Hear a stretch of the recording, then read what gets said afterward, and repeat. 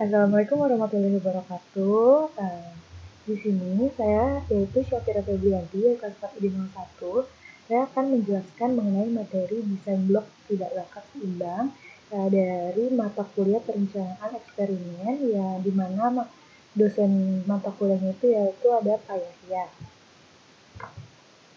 Di sini rancangan acak kelompok tidak lengkap seimbang ini diperkenalkan oleh Fisker dan Yatus pada tahun 1955 serta Kochran dan Cox pada tahun 1957. Nah, dalam rancangan ini kombinasi-kombinasi perlakuan digunakan dalam masing-masing kelompok dipilih dalam suatu cara yang seimbang sehingga pasangan-pasangan perlakuan muncul dalam jumlah yang sama untuk setiap kelompok sebagaimana pasangan-pasangan perlakuan yang lain.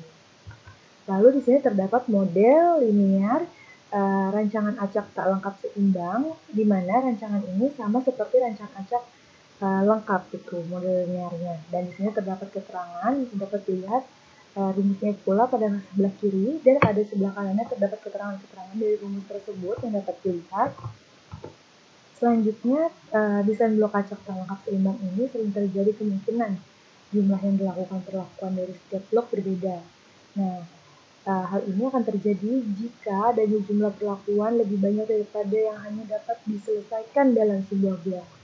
Nah, hal tersebut dapat menyebabkan blok menjadi tidak lengkap, sehingga desain ini dinamakan desain blok tak lengkap. Nah, di sini terdapat contoh studi kasus di mana terdapat 4 buah perlakuan, yaitu A, B, C, dan D, yang eksperimennya akan diadakan dalam waktu 4 hari. Nah, karena melakukan eksperimen ini memerlukan waktu, ternyata bahwa dalam 4 hari ini ternyata bahwa keempat perlakuan ini tidak dapat diadakan dalam tempo 1 hari. Nah, maka hanya dapat diselesaikan sebanyak 3 buah saja. Jadi setiap hari dapat dilakukan eksperimen itu hanya sejumlah 3 dari 4 yang tersedia gitu. Nah, di sini terdapat tabel di mana ada hari perlakuan, di mana harinya ini ada 1, 2, 3, 4 dan perlakuannya ada A, B, C, dan D, dan seperti yang tadi sudah dijelaskan, setiap harinya hanya dapat dilakukan 3 dari 4 yang tersedia. Jadi, terdapat jumlahnya pula.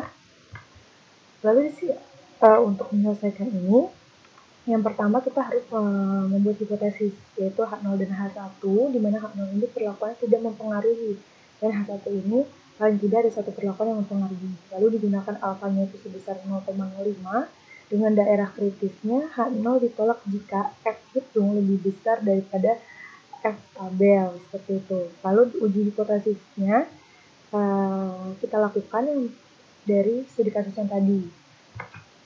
Nah, selanjutnya didapatkan B, yaitu sama dengan 4, di mana B ini banyak blok dalam eksperimen, P-nya 4, yaitu banyak perlakuan dalam eksperimen, dengan banyak perlakuan dalam tiap bloknya 3, dan banyak replikasi terhadap sebuah perlakuan eksperimennya 3, dan banyak eksperimennya 12. Lalu didapatkan B-nya 2, di mana B-nya berapa kali dua perlakuan nampak bersama-sama dalam blok yang sama gitu. Maka sigma Y-nya ini, Y2-nya ini didapatkan 4429. Dan dapat didapatkan pula FY, BY yang dapat dilihat pada layar, di mana PY-nya ini dapat dilihat pada layar pula rumusnya seperti itu. Lalu sedangkan kita dapat menghitung QJ, di mana Q1, Q2, dan Q3 serta Q4-nya dapat ditentukan. Lalu didapatkan Q1-nya minus 41 hingga Q4-nya minus 97. Nah, dengan demikian dapat didapatkan pula PY-nya serta EY-nya gitu.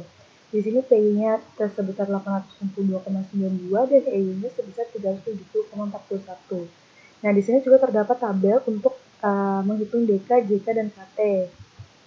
Nah, di sini didapatkan hasil dari DK, JK, KT, serta F hitungnya, di mana F hitungnya ini 3,88. Nah, maka dapat disimpulkan nilai F hitungnya ini yaitu 287,64 dibagi dengan 74,08, maka didapatkan seperti yang tadi 3,88 itu lebih kecil daripada F tabelnya, yaitu sebesar 5,41, sehingga H0 diterima, maka perlakuan-perlakuannya tidak mempengaruhi. Nah, sekian dari saya mengenai sedikit pemaparan materi materi rancangan acak tak lengkap seimbang. Kurang lebihnya mohon maaf, jika ada salah kata juga mohon maaf. Wassalamualaikum warahmatullahi wabarakatuh.